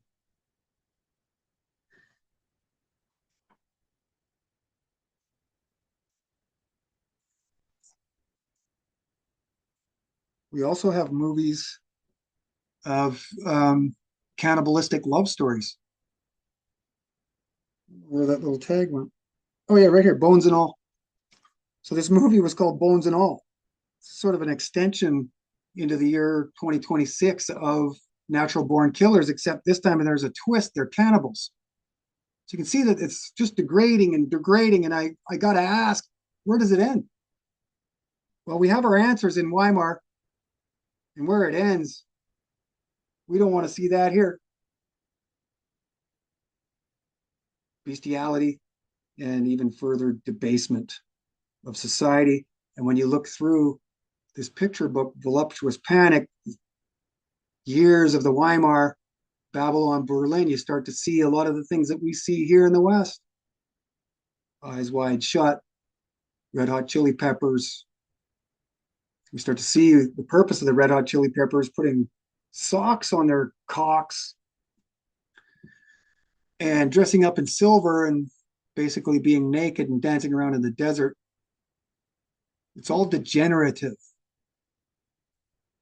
And look at how we look at all of those bands today. So Germany was crushed under the Versailles Treaty, and German culture and its people quickly fell into chaos due to hyperinflation, starvation, and Western occupation, a 15-year French occupation of German coal reserves, and a reparation package, the equivalent of trillions today, meant to be impossible to honor, was written by the Allies. The treaty, authored vindictively, most likely through the Dulles brothers, was what British economist John Maynard Keynes called a Carthaginian peace, an agreement meant to cripple, or a debillatio. Okay, so from this background sprung the Weimar Republic, and it is during this time Berlin becomes a cesspool of sexual depravity and excess. Brothels were everywhere, and prostitutes numbered in the hundreds of thousands. We had mother-daughter prostitute teams. The tawdry and salacious theater and plays common at the time inspired various nicknames for Berlin: the Shangri-La by the Spree, the Edge City, and Babylon Berlin. So if you guys are interested in that time period, there's a 2 DVD series called Babylon Berlin. It just came out a few years ago. Gets into the storylines of Trotsky and the Trail of Gold, or the Train of Gold, and such. So it's very interesting. It's hard not to make certain connections and wonder if the now even more brutal list of horror and neo-noir movies being released for public consumption aren't just an extension of this movement, further ingraining messages beyond even now of immorality, absurdity, and chaos into the minds of Americans well over 100 years after it all began. Okay, so that's Hidden in the Shadow of the Sun. We're giving you some of the activity of these people that are hanging out at the political salons, some of what they are creating, and on a mass scale influencing American people. Okay, so now, finally, what we all came for, how Huxley hijacked Hollywood. So how can we call him a great prognosticator of our future world when he was so complicit in the designing of it? Aldous Huxley was born in 1894 to an already prominent English family in the county of Surrey. He got his Bachelor of Arts at Balliol, Oxford. His grandfather, there, Darwin's bulldog. His brother, huge role in the creation of UNESCO, UN, and the establishment of internationalism. So Huxley entertaining exiles first in Cinere-sur-Mer and then in Pacific Palisades, meeting with the authors of critical theory while later steering MK Ultra doctors, Jolyon West, Humphrey Osmond, Oscar Janiger, and others. Huxley coining the term psychedelic with and receiving his first dose of mescaline from Osmond. Osmond, Janiger, and Sidney Cohen all admitted in that video to be at the Macy conferences. And Michael Murphy, the founder of Esalen, called Huxley the seminal inspiration for his Big Sur retreat. And from the Esalen Institute, we have the Huxley-inspired human potential movement. Esalen in 2016 opening a new conference room called the Huxley Room, and it was built on top of the old Huxley Room. So let's get into this milieu and what was going on in Senary-sur-Mer just prior. So Huxley wrote A Brave New World nearing the end of the Great Depression while in the south of France, and it is there at the same exact time that German-speaking scholars were fleeing Germany prior to the Second World War. Owner of the Villa Aurora in Pacific Palisades, we've all got to know him now, Leon Feuchtwanger, he was there. So was Bertolt Brecht. So was Thomas Mann, Ludwig Marcuse. Okay. There's some just reiterating all of this and his involvement with the Exiliteratur. How they pushed Marx, Hegel, and Freud. Dialectics. Horkheimer and Adorno come on Rockefeller money. Same with Lazarsfeld. There's 303 scholars. They were all funded by Rockefeller. You can see that on their own website. So they're infusing all of this. They're bringing into America. They are funding it. Our very foundations that if I say anything bad about, people get mad at me for.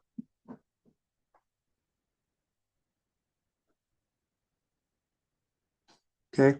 They all share in their homosexuality or bisexuality and their interests. So you can tell a lot by the friends you keep, and the Huxleys were surrounded by a major cast of shady characters. The Huxleys swingers, as I suppose social experimenters would be. And at times, Aldous' wife, Maria, would procure young women for these purposes. So Maria, a member of the Bloomsbury set, a group we've shown in previous articles to have influenced the creation of the League of Nations, as did Huxley, with his memberships in that and Club 1917 and the Cambridge Apostles, where we find Bertrand Russell. So here we mentioned Mabel Dodge Luhan. She's really central to the whole Greenwich Village political salon movement. See some of the names mentioned, Greta Garbo, and it is Sulka Vertel that writes all of the screenplays for all of the Greta Garbo movies, essentially. You see Huxley hanging out with Manly P. Hall there, having dinner. So everyone knows the story of how Huxley's book, The Doors of Perception, inspired Jim Morrison to name his Los Angeles rock band The Doors. The Doors of Perception also pointed to as the ultimate inspiration for more than just Mr. Mojo Rising. It really sparked the entire 60s counterculture movement and the New Age movement. Several of Huxley's writings served as inspiration, including Heaven and Hell, Perennial Philosophy, Brave New World, and the first modernist novel, Chrome Yellow, the most telling of which is really Ends and Means. We went through that in part one. This is where they're talking really to the intellectual, scholarly clinicians, and they admit a lot more than they would in a newspaper. So admitted decades later during a get-together at the home of Oscar Janiger. We've gone over that in the first part, this reunion video. So Morrison, Jim Morrison, the archetype for the psychedelic counterculture movement and son of Stephen Morrison, the rear admiral in charge of United States naval forces on the USS Bonhomme Richard, the flagship of the 3rd Fleet Carrier Division during the Tonkin Gulf incident. So what that means is he's at the head of it. When you're the rear admiral, the very false flag event that initiated the Vietnam War, that started all of the uproar in 60s counterculture. We've got Jim Morrison on one side and his dad on the other. Jim famous for many things, but his family relations have remained largely obscured, hidden in the back books of history. In perhaps the Doors' most famous song, The End, we hear Morrison at his most pugilistic, and it is through his disturbing storytelling nearing the end of the song in which Jim introduces Freud's theoretical Oedipal complex to an entirely new generation of youth. The idea of killing your father and raping your mother brought into the mainstream, wild social taboos normalized, just as Freud's grandson Edward Bernays once did on Broadway. The Overton window, the nudging of degenerate social concepts and topics until they are socially accepted. This is where we are. So the USS Bonhomme Richard was officially decommissioned on July 2nd, 1971. One day later, on July 3rd, 1971, Jim Morrison would die of heart failure despite no autopsy to signal the official end of the 60s. And in a related story, I was born on June 30th, 1971, 4 days before all that shit. So, quote, the killer awoke before dawn. He put his boots on. He took a face from the ancient gallery and he walked down the hall. He went into the room where his sister lived, and then he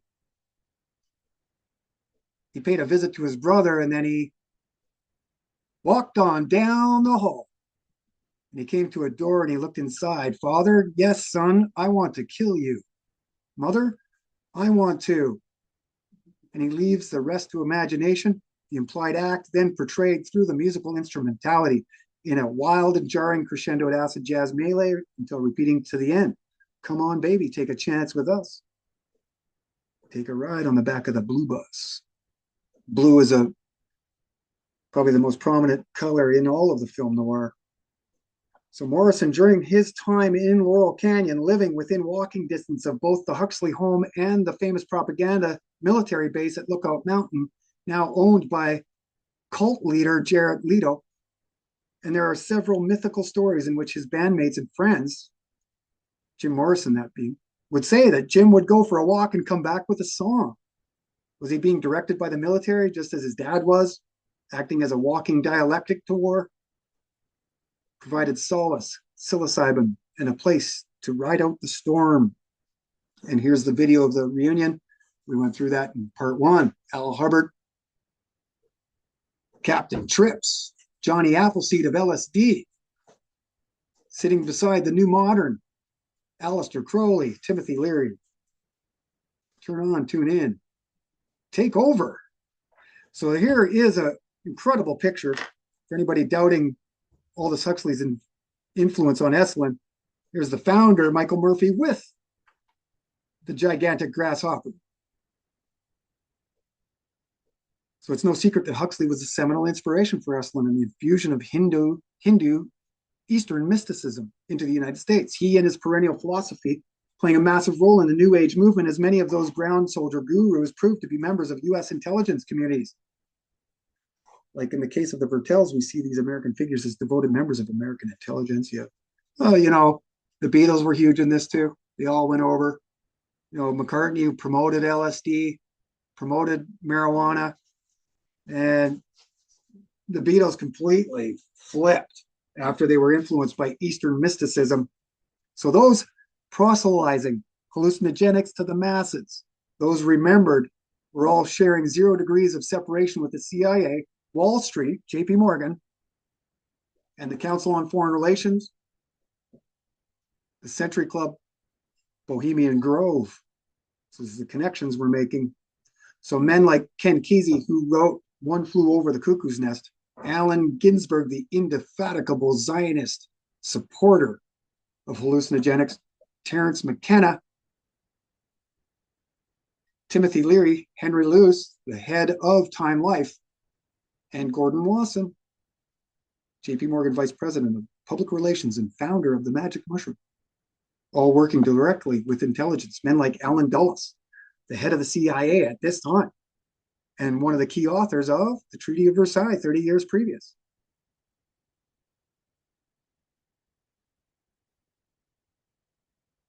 Within this magazine, they've got some psychedelic stories. Time Life owner Henry Luce publishes Wasson's findings and promoted the use of LSD through his massive media conglomerate. Time Life, also the home of military intelligence propagandist Charles Douglas Jackson. Jackson literally working for the Psychological Warfare Division and the first to report the concentration camps following World War II, along with Hollywood director Billy Wilder. I can prove it all. So for those really following along, you are being rewarded here. C.D. Jackson deserving an entire story himself. The curator of the Zapruder film. We never saw before it was edited and locked away in the vaults of Time Life for years. It wasn't until 10, 15, 20 years after JFK's murder that anybody saw the actual motion picture, the actual Zapruder film. Everything prior to that was just still photographs. And whatever was released was okayed by C.D. Jackson. And so it is my belief at this point that Zapruder didn't capture that by accident. I mean, he was in a prime spot to catch it, and there wasn't a moment where he looked away. He was completely focused as if he was meant to be there to record it, whether he knew what was about to happen or not. I don't know, but it ends up in C.D. Jackson's hands at Time Life Vaults, and the rest of America doesn't get to see it. And this is the same guy that's hanging out with Hollywood producer Billy Wilder at Buchenwald when they liberate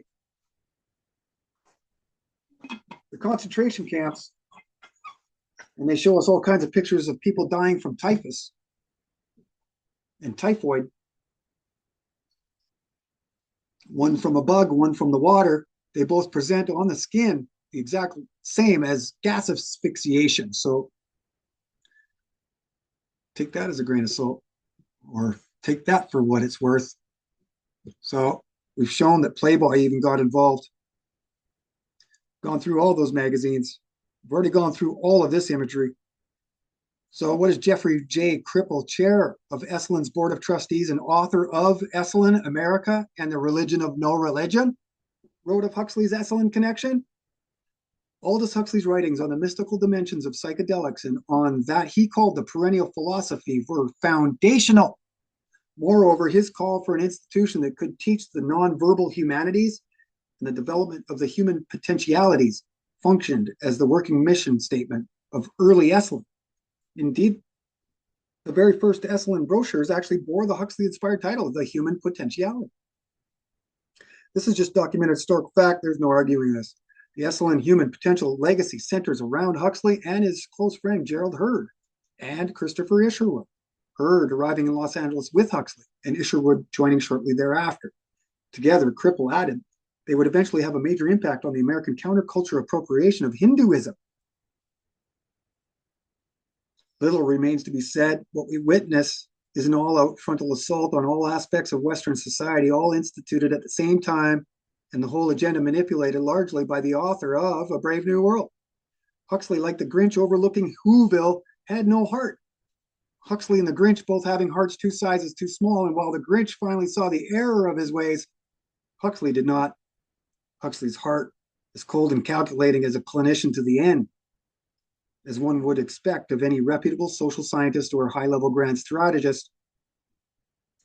The Sacrifice of Care, Century Club, Bohemian Grove. This one recurring theme and pattern is something we see throughout our research in every aspect and further speaks to our demoralization program. So Huxley's Club 1917 friend Virginia Woolf creatively described him as infinitely long. And that gigantic grasshopper, this is why I'm calling him these things. According to his biographer, Aldous' head was so large he never walked until he was 2. I don't know if that's true, but this is what they're saying. Huxley's nickname as a child was Ogie because some thoughtful child claimed he resembled an ogre. Now that's from Los Angeles Stories, Aldous Huxley's Mystical Los Angeles Philosophical Research Society. Go look it up. So here's Gerald Hurd on the left, the gigantic grasshopper in the middle, and Johnny Appleseed on the right. There you go. I mean, just that connection right there says it all. Major distributor of LSD on the right.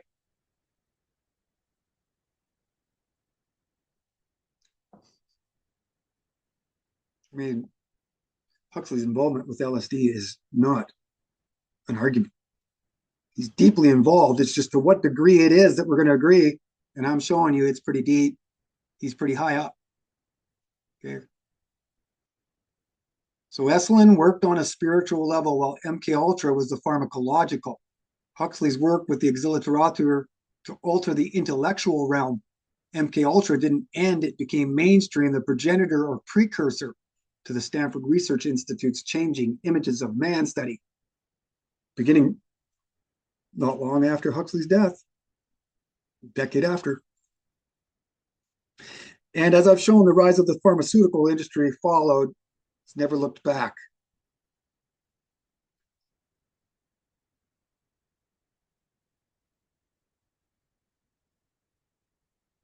Their plan was to demoralize, to remove us from our established moorings, and then to replace religion with the religion of no religion.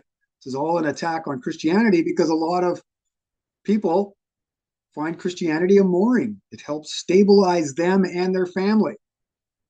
So as much as many people don't like Christianity or religion, when practiced in this way, it's actually a great source for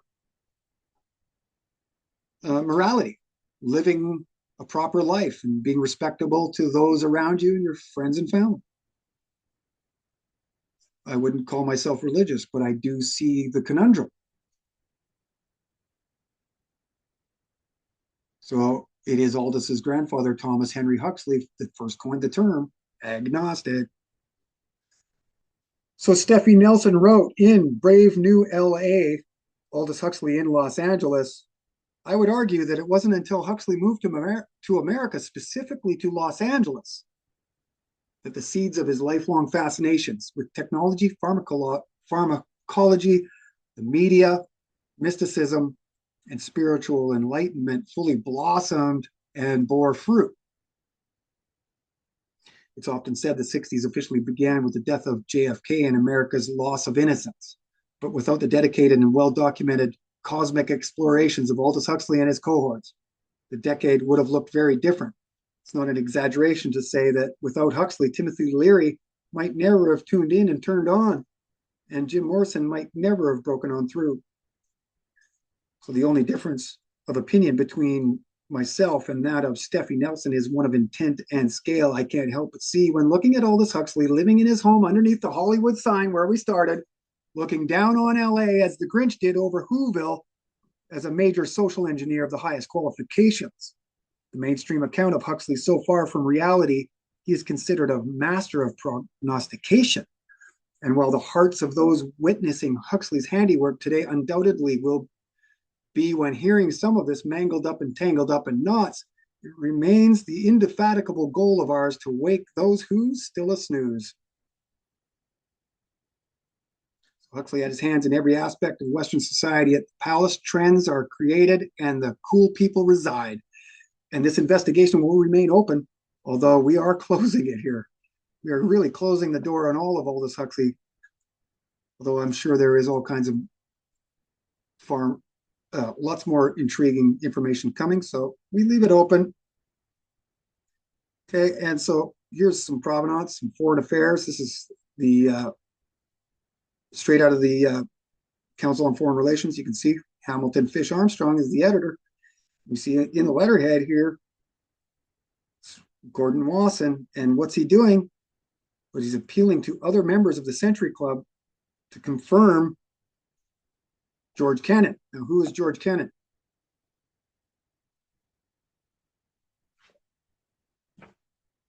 As we get close to the end of this podcast, George Kennan is the guy on the upper left here.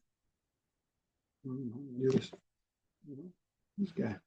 George Kennan, he's the guy that wrote Article X, really pushed Cold War rhetoric, the idea of containment of Russia that he later said was total propaganda.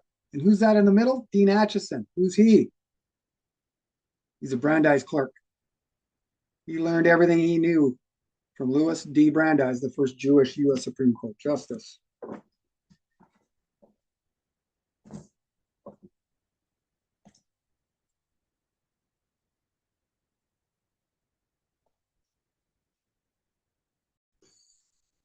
Okay, so you can see the names here that are being bandied around. Some of them you're going to recognize. Gordon Wasson, the founder of the Magic Mushroom, public relations at 23 Wall Street, the House of Morgan, rubbing shoulders with Allen W. Dulles, General Dwight D. Eisenhower. He's writing to them directly. Dean Acheson, James Conant, Joseph C. Grew. He's a key guy at the Paris Peace Conferences. When you look at the schematics or those organizational charts that I've shown, he's right in the middle. And in the group shot, he's right in the middle again, standing right with Bernard Baruch and John Foster Dulles sitting there, a young John Foster Dulles. So we see Thomas S. Lamont will obviously be the son of Thomas W. Lamont. We see Vannevar Bush, And so we see connections to the Manhattan Project and the development of the nuclear bomb. And I've got famous pictures of Vannevar Bush and all of those guys at Bohemian Grove.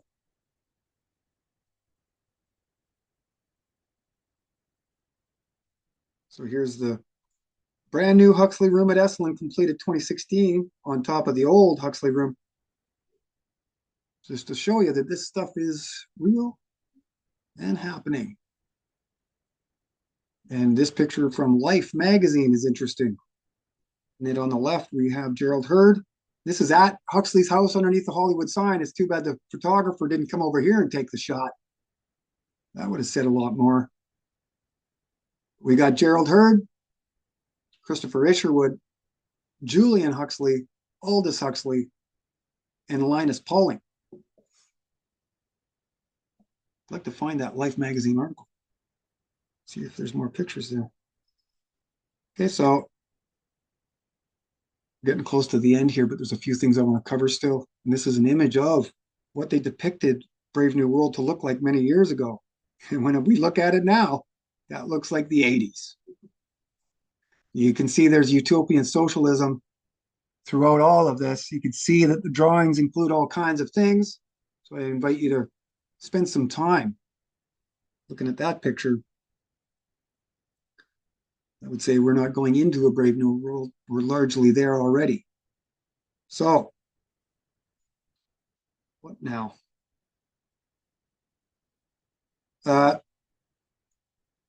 So, the Seeking the Magic Mushroom, 1957 Life article, and then his wife puts out the pamphlet a week later. Those are two of the three-part series. Okay, this is the third part. It's a 2-volume book written by Valentina Pavlovna Wasson and her husband, Robert Gordon Wasson. Okay, nearly 600 pages, Mushrooms, Russia, and History, where they go into the mushrooms and the Russians, mushrooms and the English, mushrooms and history, mushrooms for murderers. Okay, and it's a 2-volume. So that would be very interesting to look into. I'm just telling you that that exists, and that is the third part of that 3-part series that included the 1957 Life magazine article, Seeking the Magic Mushroom. Charles Douglas Jackson, aforementioned, Time Life, Deputy Chief, Psychological Warfare Division. He was the Vice President of Time Life. When the Zapruder film was collected, his Office of Wartime Information, Psychological Warfare. He's one of the key founders of Bilderberg. He's a defender of Radio Free Europe, of course, because that is the propaganda radio division of the military and US government. He's in with the United Nations. And he was a speechwriter for the White House and deeply involved with Eisenhower and the like. After Abraham Zapruder took the famous film in Dallas on November 22nd, 1963, the day that Aldous Huxley dies, this is all happening while Huxley's dying at 2366 Mulholland Drive. Jackson purchased it on behalf of Time Life to protect the integrity of the film, but I think it was to protect the integrity of their operation. Upon viewing it on Sunday morning, he ordered it locked in a vault at the Time Life building in Manhattan, and it didn't see light for decades. Okay. We should be looking at a Chat GPT conversation. Yep. This is the list of, what is this? Yes, this is the list, chronological list of all of those psychedelic related articles. And there are more. So there's the 57, 2-part of the 3. We see Saturday Evening Post. I've got that somewhere. I just didn't collect it. Time Magazine on March 29th, 63, October 63, 65, 66. Also showing the one in 55. Okay. Now, so let's get to Hollywood. I want to show you something. Founders of Hollywood, those on that history of propaganda logo, are all the founders of Hollywood. And so it goes into all of the founders, including William Fox, founder of Fox Film Corporation. Marcus Lowe, he's the founder of Lowe's. He's a financial architect of MGM. Adolf Zucker, his partner, Jesse Lasky. Second tier but foundational figures, Carl Laemmle, Irving Thalberg, Harry Cohn. Important independents, near founders, D.W. Griffith, Samuel Goldwyn, Thomas Inc. Summary list, founders, most often cited, of Hollywood: Carl Laemmle, Adolf Zucker, Jesse L. Lasky, William Fox, Louis B. Mayer, Marcus Lowe, Harry Albert Sam Jack Warner, Harry Cohn of Columbia. Often included as builders, Irving Thalberg, Samuel Goldwyn, Thomas Ince. So I asked it to provide me a map of where they all grew up, or the cities that they were born in, because you would expect the founders of Hollywood and the American film industry to grow up in Iowa, somewhere in America, right? Below is a birthplace, early upbringing map in textual form for the principal founders of the Hollywood film industry. When you lay this out geographically, a very strong Central Eastern Europe to New York to Hollywood pattern emerges. Like I've said earlier, this is the pattern we see. So core Hollywood founders, birthplaces, and early origins. This is what we're talking about, Hollywood. We're going to get to the source of things here. Carl Laemmle is born in Germany. Adolf Zuckerberg, born in the Austro-Hungarian Empire. Lasky in San Francisco. William Fox, Hungary. Louis B. Mayer, Minsk. Marcus Lowe was born in New York. Samuel Goldwyn wasn't. Warsaw. He's a Pole. Irving Thalberg, born in Brooklyn. The Warner brothers. Almost everyone born in the Russian Empire. Today, Poland. Columbia Pictures, Harry Cohn, born in New York. He's the son of German Jewish immigrants. We see two American-born in Ince and Griffith.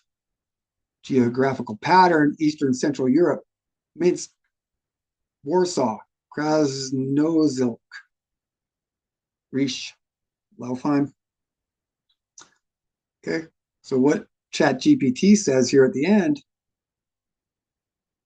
one striking takeaway, with the partial exception of D.W. Griffith, Thomas Ince, Jesse Lasky, Hollywood was founded, and this is in bold, largely by first-generation immigrants or children of immigrants, overwhelmingly from Jewish communities in Eastern and Central Europe, who first built distribution and theater empires in New York before relocating production west. Okay, those are the founders of Hollywood. And Disney, one of the big conglomerates now. Disney going into far more medium than just children cartoons and children's storylines. Okay, and finally, we want to talk about Huxley and his time at Sanary-sur-Mer with these exiles. And so I take you too for our closing tab. The Sanary tourism website, following in the steps of exiled writers. It says whether they were in exile fleeing Nazism or holidaying in Sanary, this 8-kilometer route honors the memory of the writers and artists who found refuge here in the early days and during the Second World War. Each house has a plaque. Here's some of those names. Some of them we know.